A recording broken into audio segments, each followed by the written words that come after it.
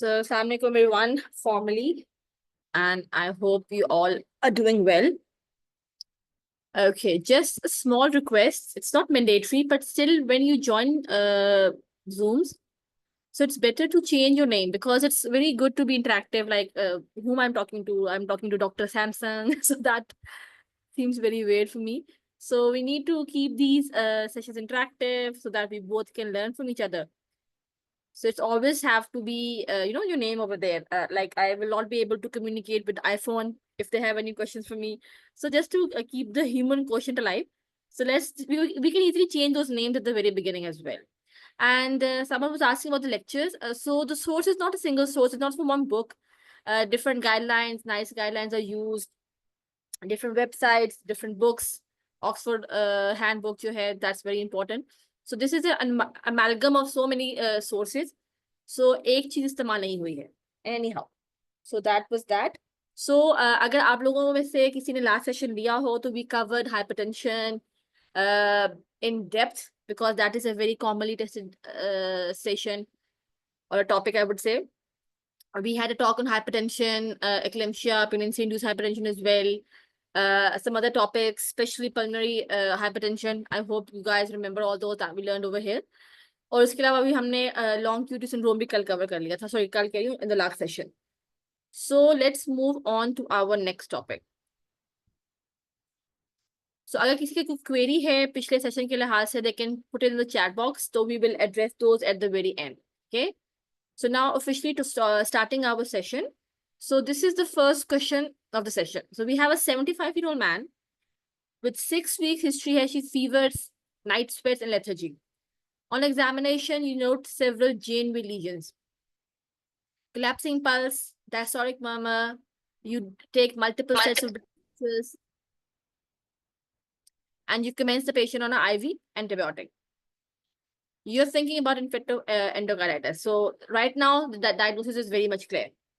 You do a trans-thoracic echo, and there's a large vegetation of the aortic valve with associated aortic regurgitation. You know that the patient has a background of metastatic colon cancer and currently receiving palliative therapy. In light of the patient's medical history, which is the following important organism? So आपने देखा होगा that was such a long scenario. This is what happens in the exam. You will have big scenarios and you are in stress और आप बहुत time लगा रहे हो, लेकिन असल में कहानी क्या थी? वो आपसे ये जानना चाह रहे थे कि इस सिनेरियो में what is the common bug that is leading towards endocarditis. ठीक है, जब हमने शुरू किया होगा you might be thinking okay they are asking about diagnosis and all, but that was already given. So now they are asking about the bug. So Viridin, we have Bovis.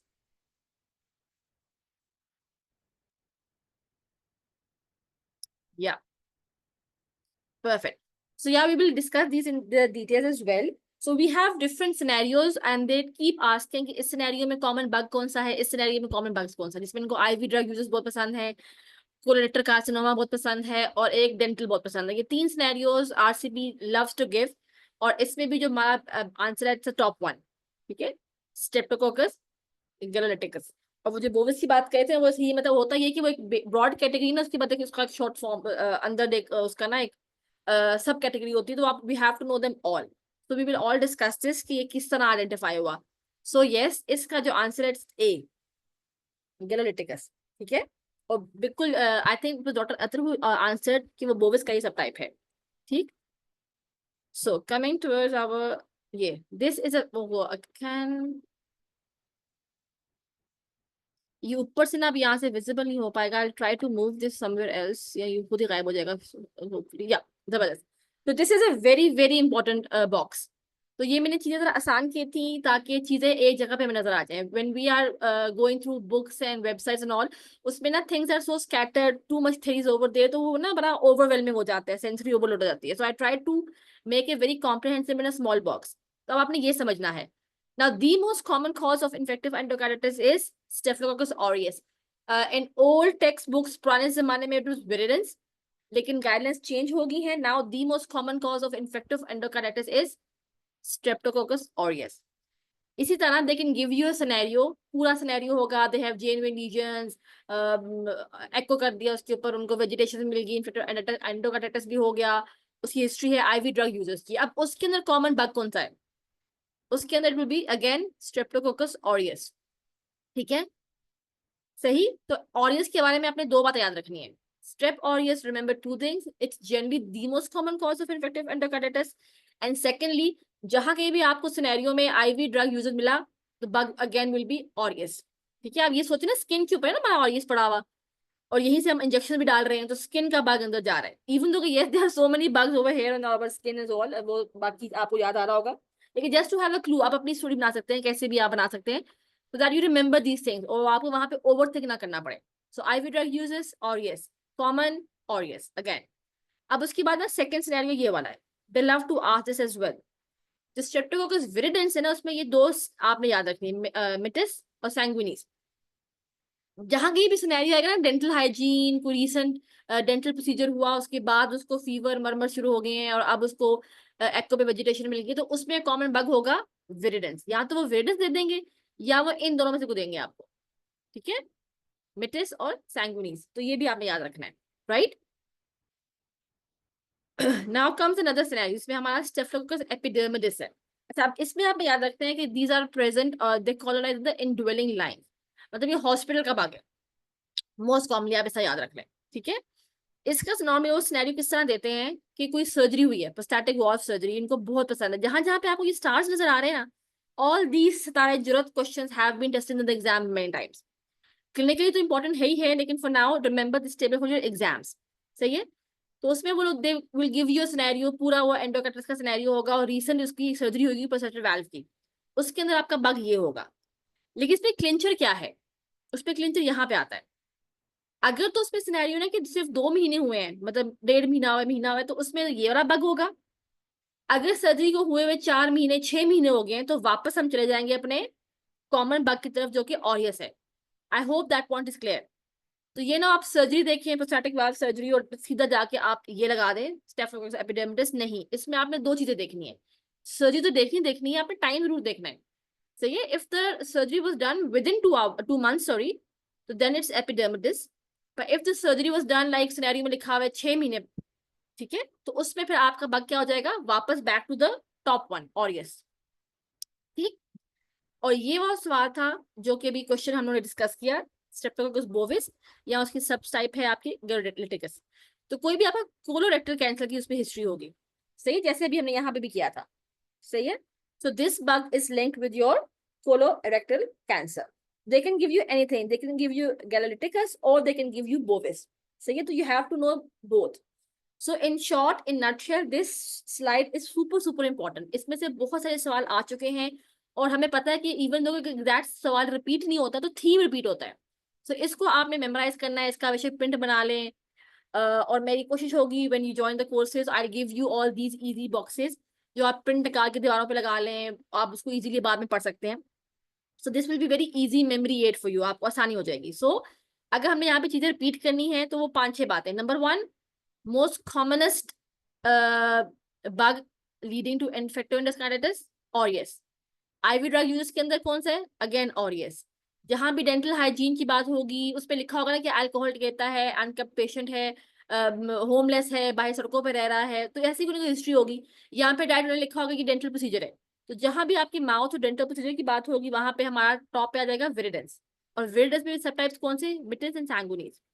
जहां भी surgery की बात होगी, prostatic wall especially will they love to give this, within 2 months it's epidermidis, after 2 months it's back to aureus।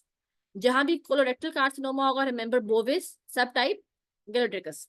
ठीक है, ये वो सवाल हैं जो कि बहुत ज्यादा रिपीट हो चुके हैं, इसमें आपने कंफ्यूज नहीं होना, और you have to be very mindful, बहुत एहतियात से आपने ये इतने सवाल पढ़ना है।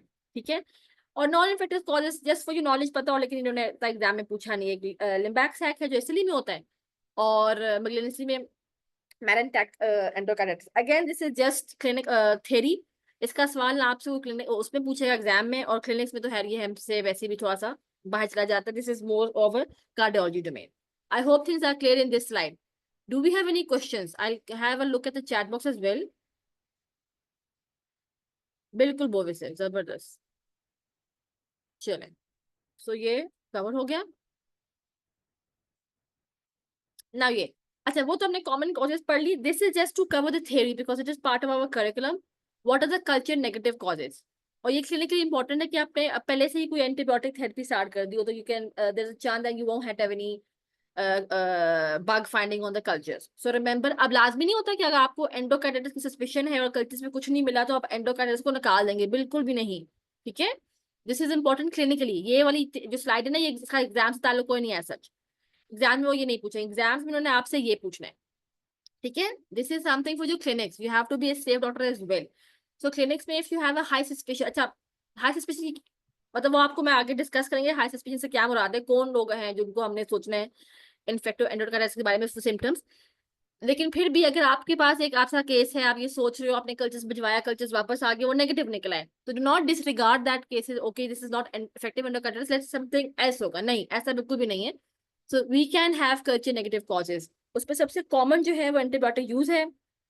कॉक्सिला है, बार्टनेला है, ब्रुसेला है, और ये हैसक जो है ना, ये निमोनिक है. You can remember all these bugs. ठीक है, हीमोफिलस, एक्टिनोबैसिलस, कार्डियोबैक्टीरियम, कैनेला, किंगेला. अगेन एग्जाम इतना शायद ना पूछे, लेकिन मतलब अगर वैसे कुछ ट्विस्ट करना हो कि विच of the following is not a cause, तो उसमें वो ये शायद दे देंगे और बीच में शायद ऑरिज डाल दें, तो आपने ऑरिज पकड़ना होगा. समझ रहे हैं? अगर उन्हें कुछ ऐसा सवाल देना भी हो तो this is the way they can ask you, otherwise this is a very clinical slide. Right, this is again important. So, the most strongest risk factor to develop infective endocarditis. So it's a previous episode. How important is that? हमारे दिमाग में ना कोई आ जाएगा कि हम bug पकड़े होंगे, कोई कोमॉर्बिड सोच रहे होंगे, कोई डिजीज सोच रहे होंगे, तो ऐसा नहीं है. जो स्ट्रॉन्गेस्ट रिस्क फैक्टर है ना, वो प्रीवियस एपिसोड ऑफ एंडोकार्डिटिस है. ये इंपॉर्टेंट है. ये आप अपने एमसीक्यूज करेंगे ना पास मेडिसिन में, आपको वहां भी इनकी ना लिंक्स मिल जाएंगी चीजें. ठीक है, अच्छा बाकी जो है ना, ये जो दो जहां पे ये again these stars you can see, these two are very important. ठीक है, अब हमें ये तो पता चल गया कि बग कौन सा कॉमन है. Now we have to remember which valve is important. So if a previously normal valve जो है, बिल्कुल ऑल गुड, उसके अंदर mitral valve is the commonest valve that is involved in infective endocarditis, mitral. ठीक है, देखिए ABC में N और एम इकट्ठे आते हैं ना, ये एन और ये एम. ऐसी कोई ट्रिक्स है, मतलब आप आपकी आपने कोई ट्रिक्स है, कोई निमोनिक्स है, वो चीजें याद रखने में जरा आसानी होती है, तो आप अपने चैट बॉक्स में अपने कुलीग के साथ जरूर शेयर करें. So it helps them a lot as well. So any questions here? Overall, yeah, it's aureus. Dr. Hazel, Staph aureus is the most common cause, right? So remember, the mitral valve is the most commonest cause that can be involved if there is native. मतलब आपका was बिल्कुल ठीक है. But whenever it comes to IV drug users, somehow our CP loves to ask IV drug user scenarios. So remember, it's tricuspid. ठीक है? So remember 3 points from this slide. Number one, strongest risk factor of IE is previous episode. In a normal valve, the most common valve that is infected is mitral valve. In a patient with IV drug users, the valve that is infected is tricuspid. और इसमें bug कौन सा होगा IV drug users के अंदर? Anyone?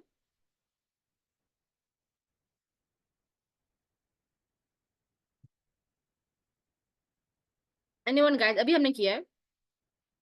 Don't be shy. अच्छा कोई बताना नहीं चाहता. So it's aureus, okay? Yeah, exactly. Thank you so much, guys. Dr. Zarqam and Usman. Yeah. So this slide is also clear, and you have an idea what are the important bits from this slide as well. Excuse me. So now another MCQ. So we have a 60-year-old man recently underwent cardiac surgery, now present with fever, fatigue, weight loss. He was discharged after a successful mitral valve replacement 4 months ago, as an urgent echogram was done. So the echo showed that there is new valvular lesions, endocarditis was made, 3 sets of blood tests taken. What's the organism responsible for the patient's diagnosis? So we have discussed this thoroughly in our पिछली वाली slides as well. ये endocarditis है. अब वो basically आपसे bug पूछ रहे हैं, तो इसमें क्या है हमने भी डिस्कस भी किया है. देखिए आपको इसमें सर्जरी हिस्ट्री मिल गई है, लेकिन आपने कहा था कि हमने टाइम भी जरूर देखना है, तो इसमें 4 months है. बिल्कुल ठीक हो गया, जबरदस्त. You guys on the very right track. और yes, perfect. What is AP? Yeah exactly. अगर यहाँ पे लिखा होता 1.5 months, So it would be epidermidis. Okay. It is चूंकि more than 2 months now it's back to the normal. That is aureus. अच्छा AP आप इसको कहे थे this one मेरे दिमाग में एपी पेन आ गया ना फ्लेक्सिस का. I'm so sorry for that. So yeah. So epidermidis is जब यहाँ पे it's less within 2 months होगा. Then it's epidermidis. Otherwise it's aureus. Okay. I hope that point is clear. Okay. So which of the following features not part of the modified Duke's criteria that is used for the diagnosis of infective endocarditis? A prolonged PR, a positive serology of Coxella burnetii, sorry for the tongue twister, fever more than 38, rot spots, and a positive microbiology from embolic fragments. This is something very, I would say, dry. इसको मैं रटा लगाना है.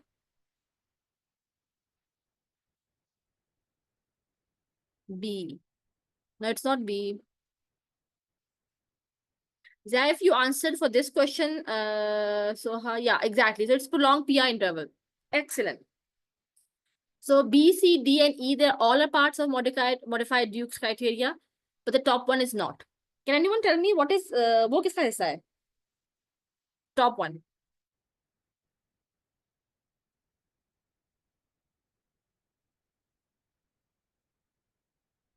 We will do that in our cardiology sessions. So जो हम criteria use करते हैं ना for rheumatic fever, so it's part of that.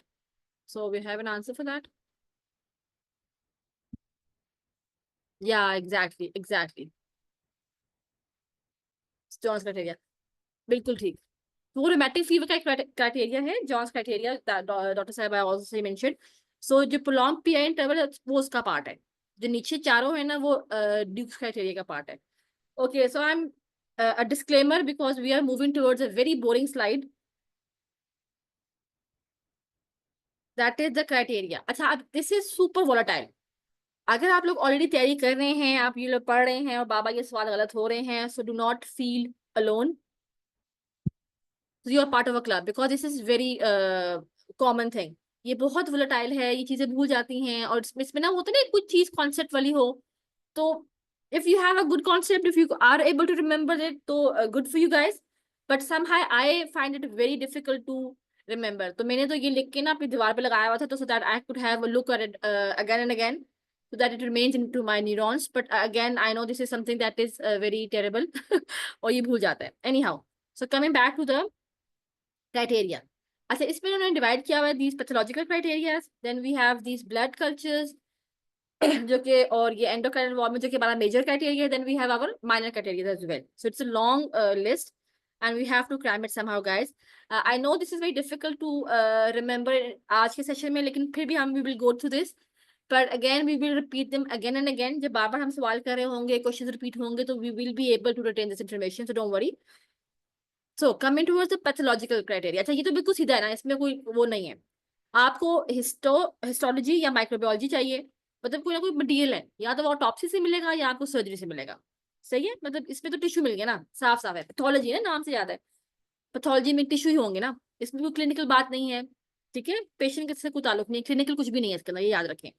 So pathology में either we will have a positive histology और माइक्रो, कोई भी पैथोलॉजिकल मटेरियल आइदर वो हमें ऑटोप्सी से मिला है या वो हमें कार्डियक सर्जरी से मिला है. It could be anything, tissue, vegetation, embolic fractures, abscess content. ठीक है, सो रिमेंबर द मोटा मोटा bits, the highlighted part. Histo micro की चीजें फ्रॉम ऑटोप्सी और cardiac, this is your pathological criteria. ये दिस मतलब this is something easy to remember इंशाल्लाह. Now this is something that will bug you guys, जो कि हमारा मेजर क्राइटेरिया है. ठीक है, इसमें दो कंपोनेंट्स हैं. एक है पॉजिटिव ब्लड कल्चर्स, उसमें भी है 4 points, and then evidence of endocardial involvement. ठीक है, अच्छा, अब इसमें टॉपिक क्या है कि हमें 2 पॉजिटिव ब्लड कल्चर्स चाहिए जो कि हमें टिपिकल ऑर्गेनिज्म शो करेगा. ठीक है, इसलिए ये विरिडस हो गए, हैसक हो गया, ये जो हमने पीछे हमें पढ़े थे अभी. ठीक है, और आपने याद रखना कि इसमें और है, एंड नहीं कि मैं सब कुछ चाहिए हो. इट्स और इवन एनी वन. ठीक है, so 2 positive culture that shows a typical organism, पहली बात. दूसरा, persistent bacteremia from 2 blood cultures that was taken 12 hours apart. सही है, यहाँ पे हमारे पास 2 हो गए, इधर भी 2 थे, इधर भी 2 थे. यहाँ पे टिपिकल था, यहाँ पे सिर्फ persistent bacteremia है. That was 12 hours part. Or another or 3 or more positive blood cultures where pathogen is less specific, like aureus and epidermidis. Even though कि आपने aureus and epidermidis की बहुत बातें सुनी हैं, कभी कभी होता है ना कि हम सैंपल लेते हुए भी we can introduce that. तो यहाँ पे less specific. ठीक है, viridis is a typical organism, has a typical organism है. These are less specific because they have other routes to enter our bloodstream. हम सैंपल लेते हुए हम नहीं डाल दिए अंदर. ठीक है, so ये आइदर अब हम बात करते हैं पॉजिटिव सेरोलॉजी. अब ये वो वाले बात हैं जो हमने बात की थी नेगेटिव वाले. ठीक है, अब यहाँ पे सेरोलॉजी की बात आ रही है. ठीक है, इफ यू रिमेम्बर, कहाँ गया वो, दिस वन. ठीक है, कल्चर्स पे हमें ये नहीं मिल रहा, लेकिन हमें ये सेरोलॉजी पे मिल रहा है. ठीक है, सो दैट इज डिफरेंट, तो उसको आप कंफ्यूज नहीं करना. और एंड पे मेरे पास आता है molecular essay of specific gene targets. तो ये 4 बातें हैं जो आपने कल्चर्स में देखनी है. ठीक है, अब आपने हार्ट के अंदर बताते खुद क्या देखना है, तो आपको या तो एको में कुछ पॉजिटिव चीज मिले, या क्लिनिकली आपको कोई नई वैल्वुलर रिगर्जिटेशन मिले, new one. This is important guys. ठीक है, न्यू. अब ये ना उसको पुराना कोई और मसला चल रहा हो, हम उसको ये लेबल कर दें. सही है, सो ऑल थिंग्स क्लियर. हमारे पैथोलॉजिकल में क्या है, पैथोलॉजी की चीजें या तो ऑटोप्सी से मिली या फिर सर्जरी से मिली. ओन Abbas, please stop writing on my slides. Okay, so talking about the major criteria, we have 2 cultures and endocardial wall. ये तो आसान है ना, इसमें या तो हमें एको में सॉरी चीजें मिल जाएंगी, या हमें न्यू रिगर्जिटेशन मिल जाएगी. ये थोड़ा सा ट्रिकी हो सकता है, लेकिन फिर भी याद रखें 2 ब्लड सैंपल टिपिकल ऑर्गेनिज्म वाले, या परसिस्टेंट बैक्टीरिया में है 2 सैंपल्स के साथ, या फिर 3 हैं विद लेस स्पेसिफिक. और पॉजिटिव सीरोलॉजी है वो जो हमने कल्चर नेगेटिव वाली बात की थी, और यहाँ पे पॉजिटिव मॉलिक्यूलर ऐसे है. तो ये पूरी स्लाइड आपकी मेजर क्राइटेरिया की बन जाती है. ठीक है, अब आता है हमारे पास माइनर क्राइटेरिया. इसके अंदर हमारे पास 5 चीजें हैं. ठीक है, ये प्री डिस्पोजिंग हार्ट कंडीशन है, हो सकता है उसको पहले से कोई बाइकस्पिड वाल्व है, कोई एएसडी वीएसडी चल रहा है, मतलब पहले से कोई उसी कार्डिक हार्ट कंडीशन चल रहा है. ठीक है, so they are more prone to have this, या कोई हिस्ट्री है आईवी ड्रग यूजर्स की. सही है. कोई और माइक्रोबायोलॉजिकल एविडेंस जो कि इस मेजर क्राइटेरिया को मैच नहीं करता, वो भी माइनर में आ जाएगा. फीवर मोर देन 38, हमारे क्वेश्चन में ये वाली बात थी. Vascular phenomena and immunological phenomena, इसकी हम बात आगे करेंगे डिटेल्स में. कि आपको या तो कोई स्प्लीनोमेगली मिली है, clubbing, splinter haemorrhages, Janeway nodules, petechiae purpura. और इम्यूनोलॉजिकल में क्या है, ग्लोमेरुलोनेफ्राइटिस, ऑस्लर्स एंड रॉट्स. सही है, सो again I'm emphasizing on the dry bit of this. So you have your pathological criteria, you have your major, you have your minors. Now अब उसमें से हमने करना क्या है, this is the important bit. So how do we diagnose? So if the pathological criteria is there, पूरे का पूरा well and good. या 2 मेजर मिल जाए, या फिर 1 मेजर 3 माइनर हो, या फिर 5 की 5 माइनर मिल जाए. ठीक है, so you have all sorts of options.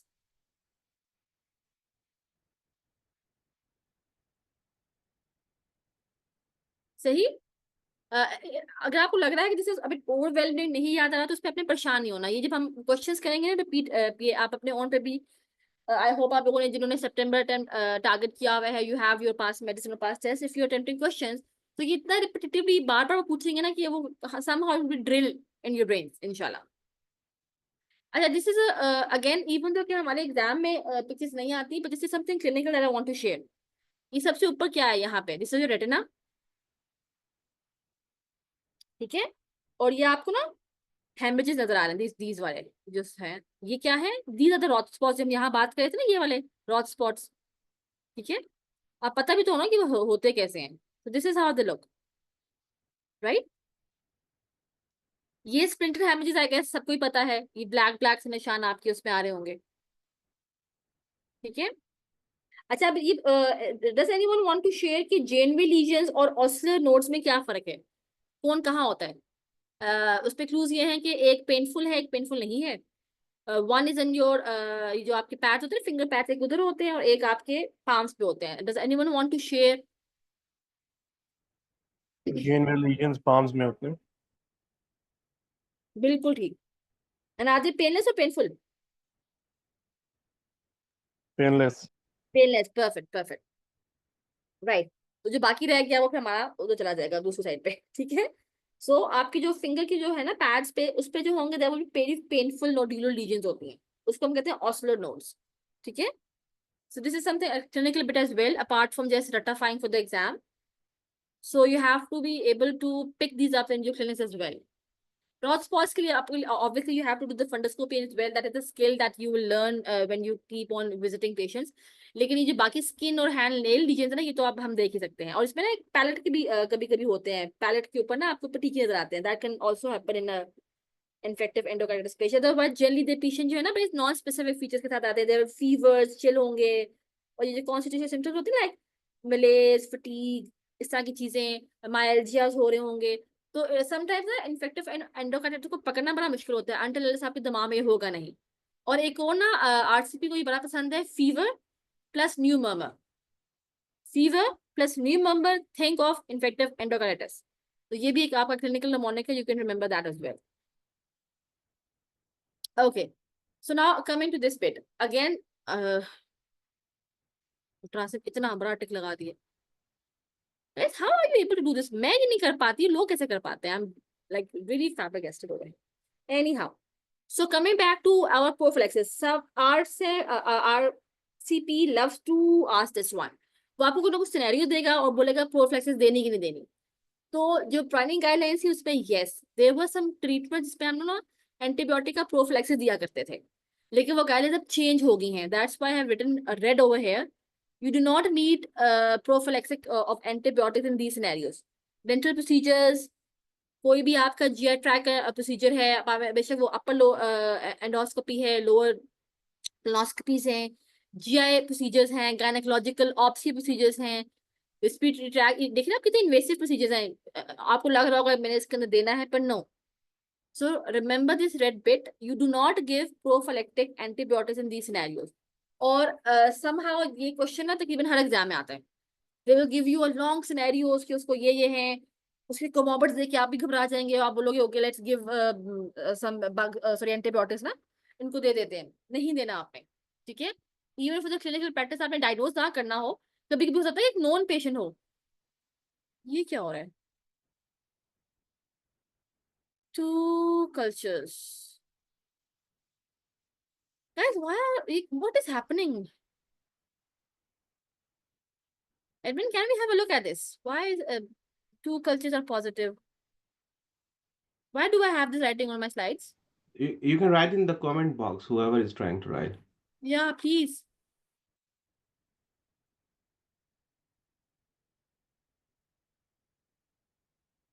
Yeah, thank you so much for that. Okay, so remember this bit, okay? So do not get alarmed by reading a long scenario and pick an antibiotic for that, okay?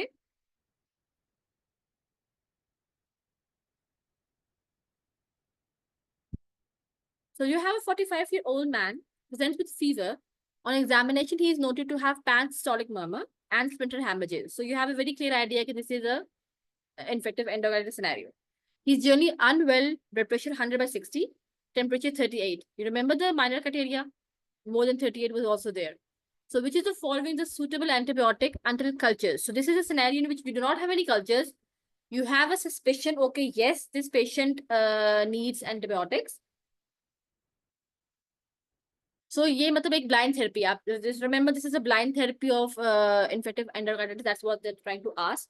तो आप क्या देंगे? IV, amoxil, genta, benzyl penicillin and genta, vanc and genta, vanc and benzyl, or ceftriaxone and benzyl. So we have Asim. I really want to remove you guys. Seriously.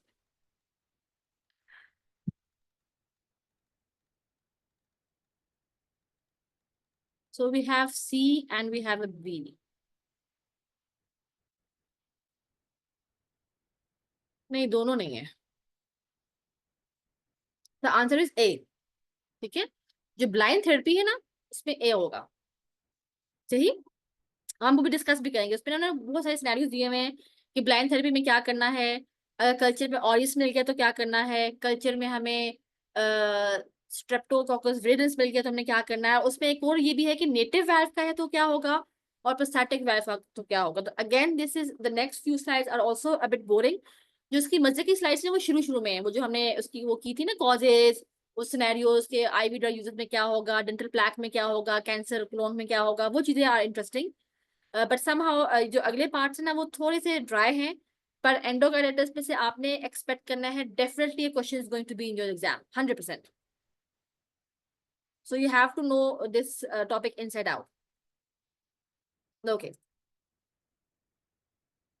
सही है, तो ये हमारी बात थी देखिए नेटिव में. So we give amoxil and we give a gentamicin native valve. ये वाला हमारा सवाल था कि हमने बिल्कुल ब्लाइंड हमारी थेरेपी है, हमारे पास कल्चर्स नहीं आए तो हमने क्या करना है. Anyhow before going towards this box let's just discuss the poor prognostic factors.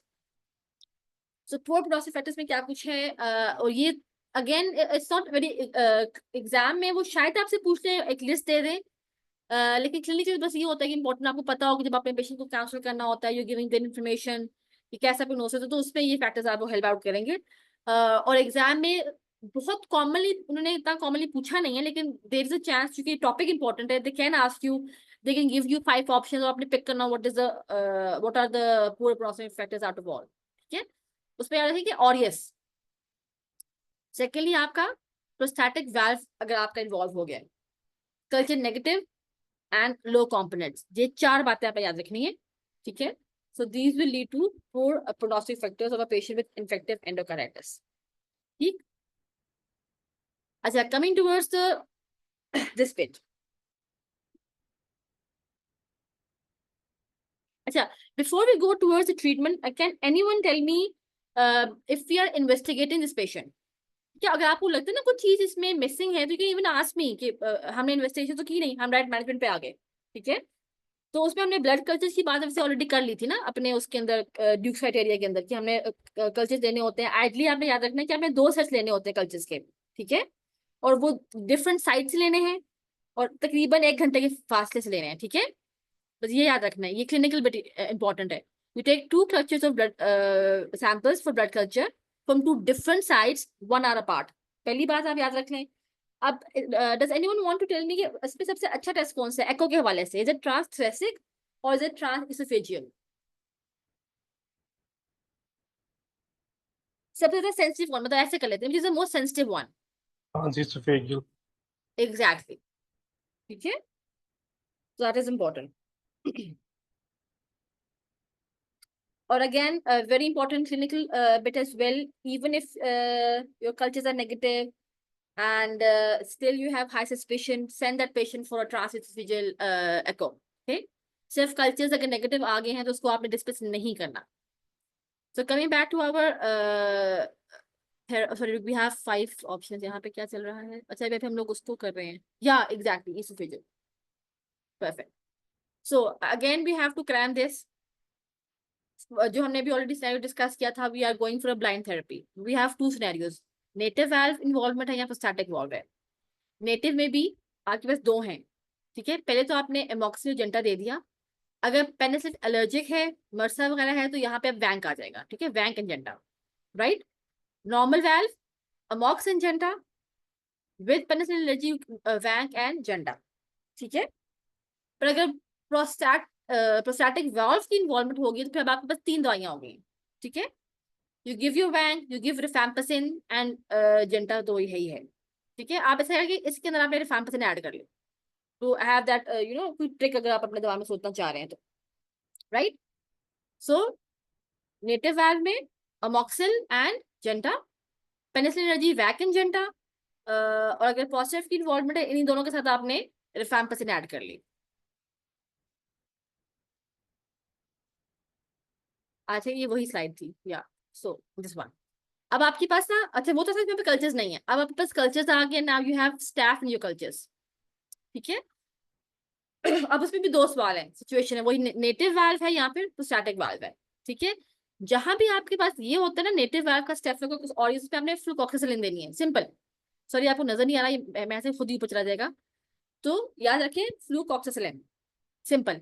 पर अगर उससे एलर्जीज हैं फिर आप क्या करोगे? वैंक and rifampicin.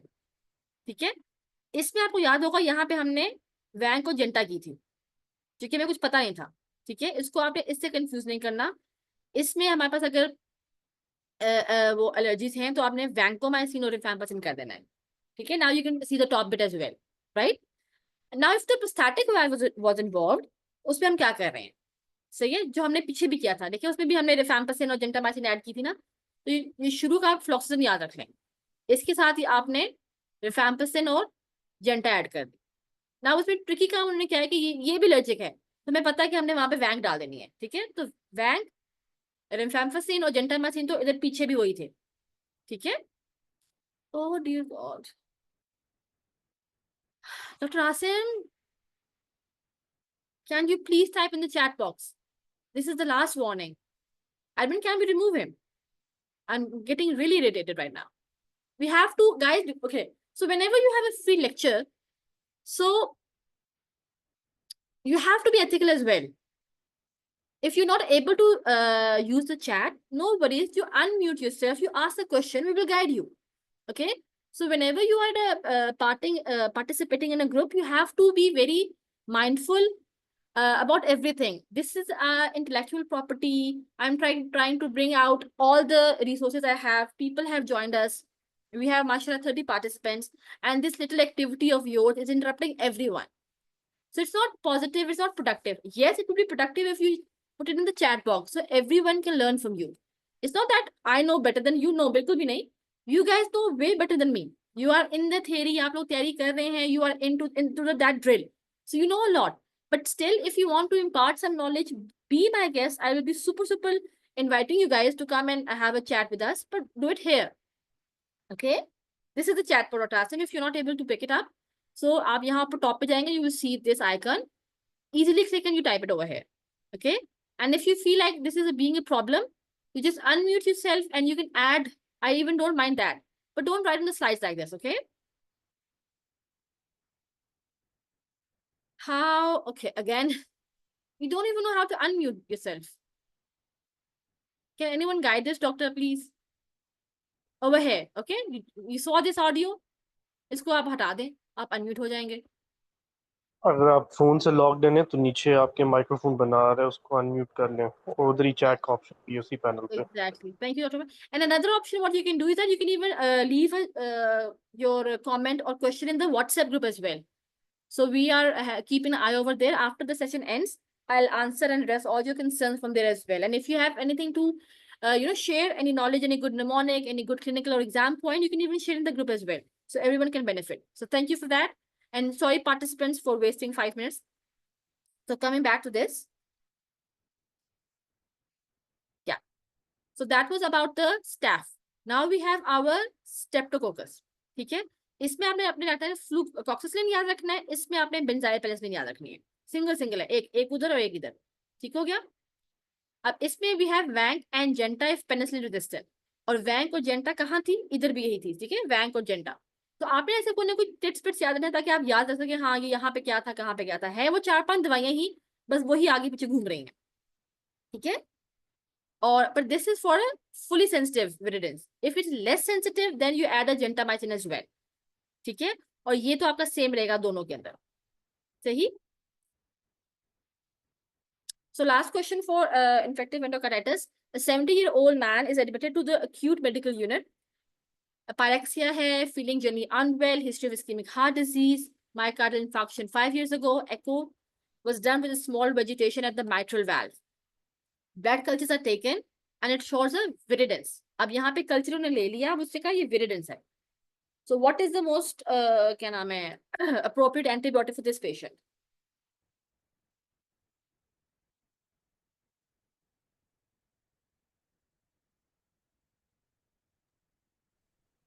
Option A.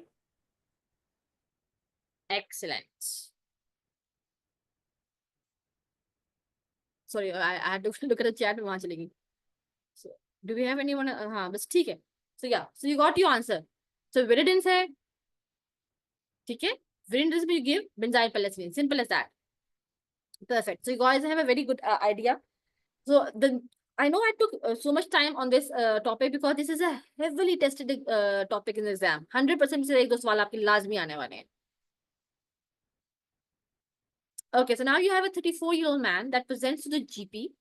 Fatigue hai, exertional shortness of breath hai, no significant past medical history, no medication. He does not smoke or drink alcohol. Examination, he is tall, 2.8 and thin. arched palate, they are trying to give you some hints over here. These are your clinchers on examination. You auscultate the pericardium. There's the pansystolic murmur, heard loudest or inspiration.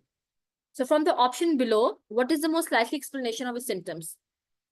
So is it a mitral regurg, mitral stenosis, pulmonary regurgitation, tricuspid regurgitation, or ventricular septal defect? Mitral regurg. Yes.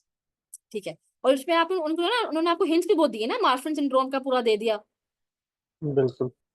है ना. सो या सो बिल्कुल ठीक. अच्छा, अब जो ये चीजें है ना, ये again I try to summarise things, क्योंकि अगर आप पास मेडिसिन कर लेंगे उसमें उन्होंने बहुत वो रिटन फॉर्म में है ना, तो टेबल फॉर्म में समटाइम ना चीजें को याद करना बड़ा आसान होता है. तो इस पे ना मैं ज्यादा टाइम नहीं लगाऊंगी. आई share this boxes in the group. आप लोगों को बहुत आसान हो जाएगा ये चीजें याद रखने के लिए. बेसिकली ना वो आपको सिनेरियोस देते हैं और कोई ना कोई क्लिंचर देंगे. जैसे फॉर एग्जाम्पल ये वाला था, सॉरी मार्शल का उन्होंने पूरा दे दिया. सिस्टोलिक मतलब कोई ना कोई आपको दे देंगे, तो आप you have to pick the valve. यहाँ पे आपको ये दे देंगे and you have to pick the common murmur. इस तरह वो करते हैं. तो I have try to you know सारा कुछ ना वो जो होता है ना कूजे में बंद करने की कोशिश, तो वो मैंने यहाँ पे की है. ठीक है. So make things easy for you. ये भी अगर आप बस सेव कर लें, आप लोग हॉस्पिटल जा रहे हैं, अगर आप ड्राइव पे हैं फिर तब तो ना करें, प्लीज भी सेव. और अगर वैसे बैठे हुए तो साथ मोबाइल खोल के जैसे डब्बा देख लिया, तो इसको आपको बड़ा हेल्प हो जाएगा. ठीक है. Again this is something to cram. तो I share all these boxes for to make things easy for you guys, क्योंकि मैंने तो मेहनत कर ली ना, तो आपको क्या करना है जरूरत मेहनत करने की. तो I share all this stuff. Okay. तो you have to remember injection systolic के अंदर these are the common bits. इसमें जो टॉप 3 वो ज्यादा पूछते हैं. ठीक है. ये जो है ना इस तरह के हिंट लाजमी होंगे इंस्पिरेशन और एक्सप्रेशन वाले. तो जित आप याद रखना कि आपके राइट साइड के मर्मर्स और आपके लेफ्ट साइड के मर्मर्स, ये याद रखिए. इसका एक बहुत अच्छा सा वो नमोनिक है लेफ्ट राइट वाला, ये वाला. ठीक है. जो आपके राइट साइड के मर्मर्स होंगे ना, वो इंस्पिरेशन पे दे आर हर्ड बेस्ट. जो लेफ्ट पे ना वो एक्सप्रेशन पे they are heard best. Remember this this is a very good mnemonic. और ऐसा कोई ना कोई ट्रिक उन्होंने आपकी ना सिनेरियो में जरूर डाला होगा. So that's how you pick your murmurs और पैथोलॉजी. ठीक है. और इसमें जो एयोटिक स्टेनोसिस का उसका जो है इट रेडिएट्स टुवर्ड्स द कैरोटिड्स. ये रेडिएशन को बहुत पसंद है. सेकंड जो रेडिएशन पसंद है इनको ये वाली है, mitral regurgitation. It radiates towards the axilla. They love to ask this as well. और अगर ऐसे नहीं पूछेंगे तो ये क्लिंचेस है आपके सवालों के अंदर, how you will pick this. ठीक है. So aortic stenosis, pulmonary stenosis and हुक्म वो जरूर पूछते हैं इंजेक्शन सिस्टोलिक के अंदर. This is loud on expiration, this inspiration. Remember the वही राइट लेफ्ट वाल्स वाली बात. हुक्म का बस डिफरेंट है कि जब आप स्क्वाट करते हैं तो इट विल वो कम हो जाएगी उसकी इंटेंसिटी, और वेल सेल्फ पे उसकी इंटेंसिटी इंक्रीज होती है. ये क्लिंचर भी वो आपको उसमें सिनेरियो में दे सकते हैं. ठीक है. इस पे हम ज़्यादा टाइम नहीं लगाएंगे. शेयर जैसे ही मेरा सेशन एंड होता है तो I share this boxes in the group इंशाल्लाह, so you will benefit from this. और ये पैर सिस्टम का वही है. I'm sorry, but the MCQ we just did, उसका murmur inspiration पे बढ़ रहा था expiration पे. इस पे हिंट Can था we go back to the question? yeah sure we can go back. I forgot even there was a inspiration पे. Isn't that odd for MR? Wait, a good question. Let me have a look at that as well.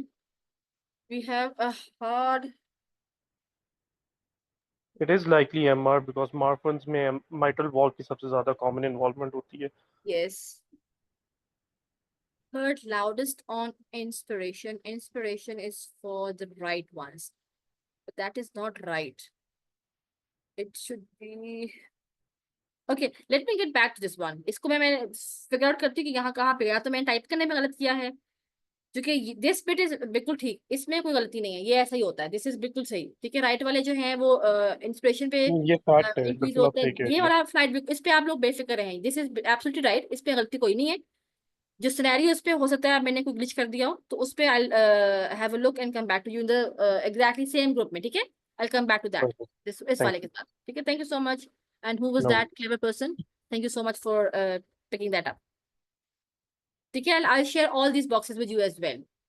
So mitral regurg, tricuspid, exactly, it's louder on expiration over here. ठीक है. This one, tricuspid is on the right, it's inspiration. Radiation में वो तकरीबन 2 ही पूछते हैं, या तो वो इसका पूछते हैं एक्सिला पे जाने वाला, या वो कैरोटिड्स का पूछते हैं टुवर्ड्स जो आपके ऊपर जा रहा होता है एयोटिक स्टेनोसिस के अंदर. ठीक है. और अगेन इस पे भी कौन से, हाँ इसमें जो है ना mitral valve prolapse decreases on squatting, हुक्म वाला याद रखिएगा। सो ये सारे बॉक्सेस मैं आपको शेयर कर दूंगी इंशाल्लाह, ठीक है। So which of the following condition is most associated by this friends pulse. Again इसका भी जो है ना इट्स वेरी, ये कोई इतना वो समझने वाला टॉपिक नहीं है, इसका भी मैं आगे आपके लिए ना एक टेबल बनाया था इजी सा, वो भी मैं शेयर कर दूंगी। है anyhow, coming back to the question, option A. Is it tamponade, left ventricular failure, aortic stenosis, PD or mixed aortic valve? Anyone? अच्छा चैट चल रहा है सारा कुछ पे, have a discussion.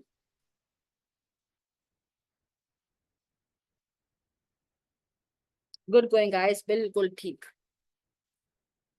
So again I have compiled this box, और ये वहीं से सारा कुछ है, तो इससे भी आपको इनसा आसान हो जाएगा। तो I'll share all this in the group as well. आपकी सारी common pulses हैं, they can ask pulsar paradoxes, collapsing, rising, alternate, whispered and jerky. What do they mean by that? और बेसिकली वो आपसे ये जानना चाह रहे हैं ये सारा कुछ, ठीक है, कौन सी कंडीशंस में आपको ये पल्सेस मिलती हैं। So they can make a big law, even though यहाँ तो है सिनेरियो मैंने छोटा ही रखा था, कहाँ गया, चलते हैं this one, but they can put a tricky, वो लंबा सा सिनेरियो डाल देंगे, लेकिन बीच वो पूछना आपसे बस यही चाह रहे होंगे कि किस कंडीशन में कौन सी पल्स मिल रही है। The tricky part is that to confuse you, और that's only for that. Basically आपने पूछना यही है कि कंडीशन में क्या है और पल्स में क्या है, तो आपने बस ये डब्बा याद कर लेना, this is your go to डब्बा। So print that along with these murmur वालों के साथ, तो आपके ना ये चीजें आसान हो जाएंगी। So that is my goal for the coming course as well, कि जो चीजें ऐसी है ना कि मतलब कुछ हम डिस्कस भी कर सकते हैं, कुछ आप लोगों को जरा याद करने में आसानी हो जाएगी। तो I try to compile those thing and things make easy करके ना, वो मैं आज शेयर कर दूंगी, तो आपको इस पे टाइम लगाने की जरूरत नहीं है, just cram it and you will remember this things इंशाल्लाह। Okay, so now we have another question. We have a 64-year-old man who's admitted to the ED with chest pain radiating through his back. Examination पे pulse कितनी है जी 90, pressure 140/90, x ray पे आपको mediastinal widening मिली है, and you have a CT that shows aortic, sorry, dissection of a descending aorta. So you have your diagnosis basically ना, diagnosis आपको मिल गया है, इसमें पूछना वो क्या चाह रहे हैं, मैनेजमेंट पूछना चाह रहे हैं, ठीक है। So we observe, we give labetalol, we give IV sodium nitroprusside, immediate referral for surgery or verapamil. What do we do with this patient? So you have your diagnosis. So basically they want to test your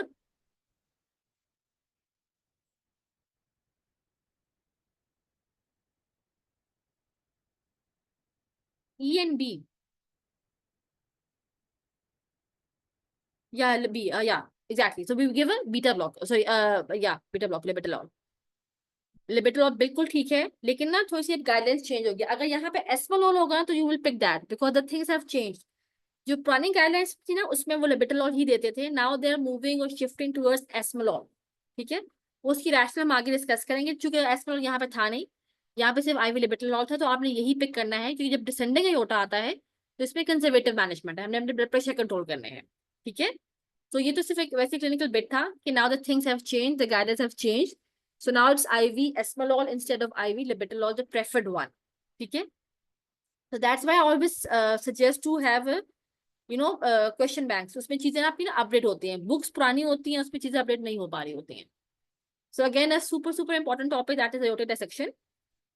So aortic dissection is a rare cause but serious cause of chest pain. So I think कुछ चीजें आपको trivial लग रही होंगी, because obviously as a doctors I am trying to do our operation, तो कुछ चीजें से आप हम लोग गुजर रहे होंगे, but still to just refresh those things, आपको ये चीजें सुनने को मिलेंगी, but don't feel like okay ये तो बहुत ट्रिवियल चीजें हैं, but they are again a bit important as well, especially for those people who are coming back to studies after a gap, जिनकी क्लिनिकल प्रैक्टिस में थोड़ा सा गैप आ गया है 5-6 साल का, they are not in touch with things, तो उनके लिए चीजें ना होता है, उनके लिए basically I try to repeat things. For those people who are practicing, they might feel okay, these are so basics. So be patient with me as well. So we have to cater all cohorts. So pathophysiology में क्या है कि आपकी जो tunica intima में है वहां पे tear आ गया, ठीक है। Now this is important, the associations. तो जब भी आपको, जिस हम लोगों ने पहले देखा था ना वो मर्मर वाला सवाल, उसमें उन्होंने मार्फन दिया हुआ था, इसी तरह over here aortic dissection में भी ना आपकी हिस्ट्री में ना कोई वो होगा association as well. The most important risk factor is hypertension, ठीक है। और नॉर्मली जो RCP है, they love to do this as well. They will give you a scenario इस तरह का, और फिर you have to pick aortic dissection. तो हमारी एसोसिएशन जाना इसलिए इंपॉर्टेंट है कि वो जो उन्होंने सिनेरियो दिया होगा ना उसपे वो हमें हेल्प कर रहा होगा। They are giving us pointers कि pick it up, okay.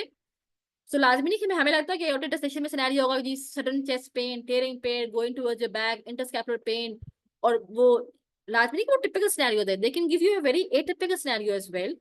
So you have to remember your associations as well. So remember the most important risk factors for aortic dissection is hypertension. इसके अलावा trauma, bicuspid valve important. These conditions, Marfan, Ehlers-Danlos, Turner, Noonan, pregnancy, and syphilis. So remember these. ये आपके scenarios में होंगे, ठीक? Okay, now how do this patient present? अब ये चीजें हमारे clinics के लिहाज से भी important है और एग्जाम के लिए तो इम्पोर्टेंट है, because aortic dissection is a exam favourite topic. आप इमरजेंसी मेडिसिन कर रहे हो, मेडिसिन कर रहे हो, कुछ भी कर रहे हो, एयोटिक डायसेक्शन तो आना ही आना है, ठीक. चेस्ट पेन, अच्छा हमने जो टिपिकल बातें जो हमने बचपन से याद की हुई हैं वो pain related towards the back, interscapular pain. अब आपने ये याद रखना है कि जो स्टडीज हुई हैं सिर्फ 70% केसेस में ऐसा नहीं होता. Only 20 to 30% cases with present with back pain. 70% of cases जो है ना वो चेस्ट पेन के साथ ही आ रहे होते हैं, ठीक है. ओके, क्या आसपास में क्या चल रहा है?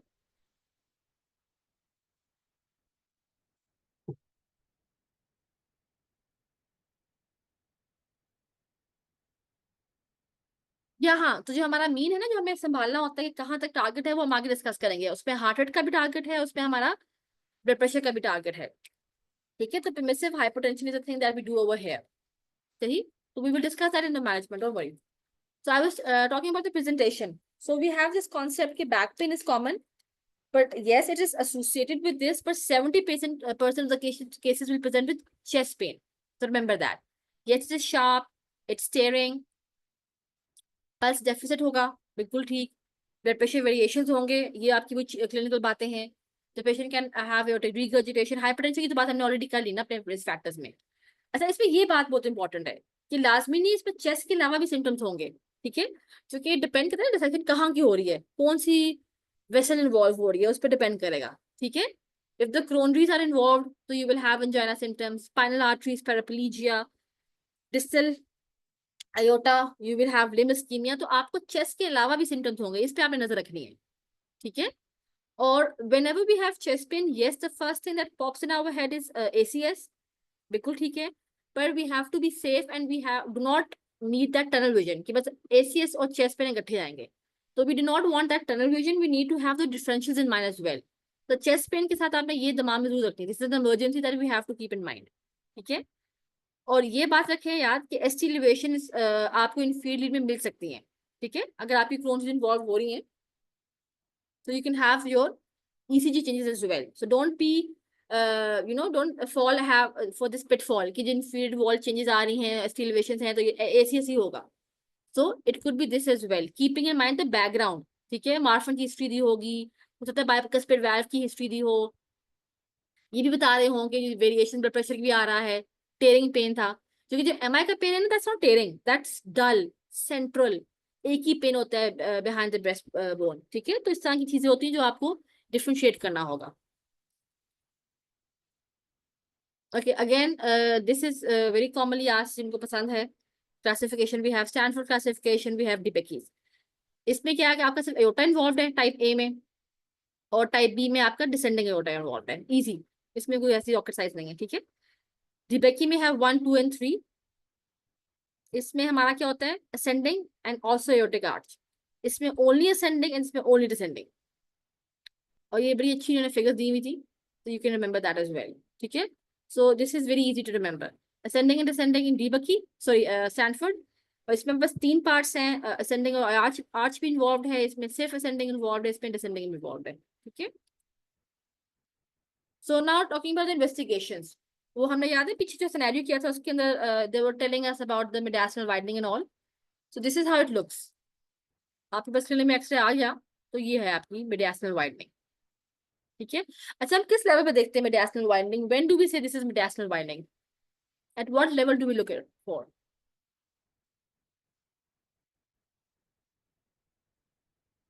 तो बेसिकली हम हाइलम के लेवल पे देख रहे होते हैं, ठीक है.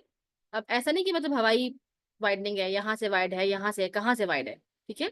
So you look at your hilum, ठीक है, मोर देन 6. कहीं 8 भी है, कहीं 6 है, लेकिन कट ऑफ ज्यादातर 6 to 8 लिखा होगा, ठीक है। ये आपने हाइलैंड के लेवल पे देखना है, अगर ये वाइड हो रहा है, ये आपका aortic नकल खुल रहा होगा, ठीक है। तो this is how you will find your X-ray in aortic dissection patient। और यहाँ देखिए आपको अच्छा CT angiogram is gold standard investigation. कभी कभी आपसे पूछ सकते हैं डायरेक्टली यही, ठीक है। फर्स्ट स्टेप हो सकता है कुछ और ही हो, आपने एक्सरे किया, आपने ईसीजी की, लेकिन जो गोल्ड स्टैंडर्ड है ना वो सीटी योटोग्राम है।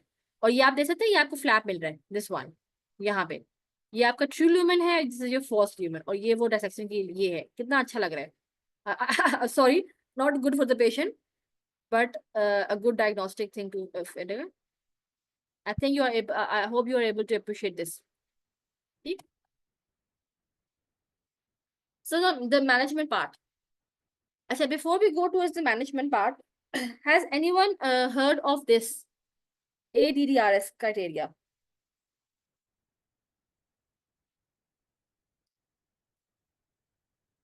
So basically this will help you in your diagnosis, the very start. ठीक है? इसके लिए ना मैंने आपके लिए ये भी रखा था, I would like love to show you this guys. कहाँ गया? इधर मेड कैल्क के ऊपर।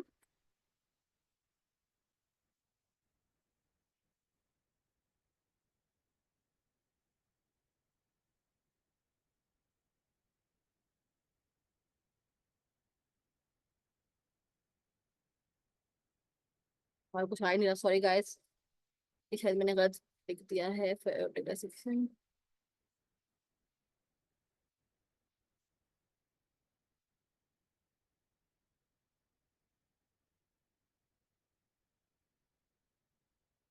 Why is showing me maps? ये शो कर रहा है मुझे। Yeah, this one. So ये कैलकुलेटर है ना, ये आपको बड़ा हेल्प करेगा। सो मेड कैल्क का ना ऐप अपने मोबाइल में डाल ही लें, all those who are in the clinics. So this will help you कि कोई भी रिस्क फैक्टर है, कोई फीचर है पेन का रिस्क वाला, और कोई एग्जामिनेशन के ऊपर है, मतलब हिस्ट्री, सिम्टम्स और एग्जामिनेशन, तो इस पे हमें ये करना होता है, ठीक है। तो आपको ये आ जाएगा सारा कुछ, सही है। तो दिस विल हेल्प यू, और प्लस आपको डी डायमर के रिजल्ट चाहिए होते हैं, ठीक है। तो this is a very good tool to assess कि आपने किसके अंदर, अब आप सोचो ना, हर चेस्ट पेन को आप एओर्टोग्राम के लिए भिजवा देंगे तो कितना बर्डन पड़ेगा और कितना मुश्किल हो जाएगा, पेशेंट भी affordability issues and all. So this is what is the tool that will help you कि किसको हमने एओर्टोग्राम के लिए भिजवाना है, किसको नहीं भिजवाना, ठीक है। I hope that is clear. So coming toward back towards our slides,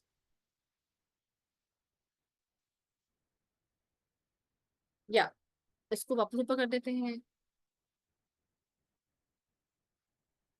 या so management point of view.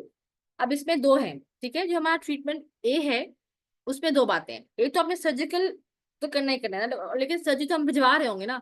We being internal medicine people, हमारा काम सिर्फ ब्लड प्रेशर कंट्रोल करना है, ठीक है। हमने बीपी कंट्रोल करना है, हमने हार्ट रेट कंट्रोल करना है। वी शुड नो या ये पेशेंट हमने रेफर करना है फॉर सर्जिकल इंटरवेंशन, सही है। तो जो ब्लड प्रेशर का जो कट ऑफ है ना, नॉर्मली हमारा आइडली होता है कि 101 यहाँ तक ले आए, दिस वन, ठीक है। और इवन हार्ट रेट भी कंट्रोल करना अच्छा है इसमें भी, मतलब लेस देन 80, मतलब 80-60 का याद रखिए, उसके अंदर आपका हार्ट रेट होना चाहिए। दिस इज योर टारगेट जो हम मेडिसिन दे रहे हैं, ठीक है। और प्लस इसको हम रेफर करेंगे सर्जरीज के लिए। और जो टाइप बी है ना, उसके अंदर हमने सिर्फ और सिर्फ ब्लड प्रेशर और हार्ट रेट कंट्रोल करना है, सही है। ब्लड प्रेशर के लिए we have ibuprofen, that was the old one, and if you find esmolol तो पिक दैट एज वेल, ठीक है। तो you have a very good idea. इसमें एक और काम आपने करना है, पेन मैनेजमेंट करना है, बिकॉज पेन बहुत सिवियर होती है, that pain is doing that sympathetic drive, और वो आपके टीयर जो आपका है ना, इंटमा का जो टीयर हुआ है उस पर और प्रेशर डाल रही होती है। तो apart from deciding surgery, apart from doing your blood pressure and heart rate control, you also do your pain control as well. आपने उसको अच्छा सा पेन किलर जरूर देना है, ठीक है। So be a good doctor and try to cover all your bases, okay. Okay, I think 1 घंटा हो गया है कि हमने अभी पल्मोनरी एम्बोलिज्म स्टार्ट किया, तो we will not be able to finish this, so we will do that in our next session इंशाल्लाह। सो ऐसा करते हैं, for now let's wrap things up for now, ठीक है। और पल्मोनरी एम्बोलिज्म इंशाल्लाह we will discuss in our next session, in our official session, if you guys join us in our course. I hope I see you there as well. But be rest assured, I'll be trying to conduct more sessions, free trials that you all can join. And the aim is again to improve your clinical bits and your examinations. So all those people, I know I have a bit more, मैं थोड़ी सी ना वो हूँ biased for those people who have gaps in their career, because I myself had some gaps in my career.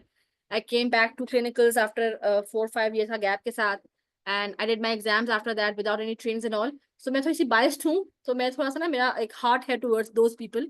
तो इसलिए मैं थोड़ा सा detail में जाती हूँ for those people who are coming back from a gap.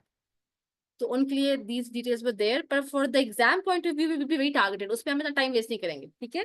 और हमारा course इंशाल्लाह start हो रहा है next week से. So in our course we will be more organized, more comprehensive. So those sessions will be very different from these sessions. ठीक है? उसमें हमारी quick learning होंगी.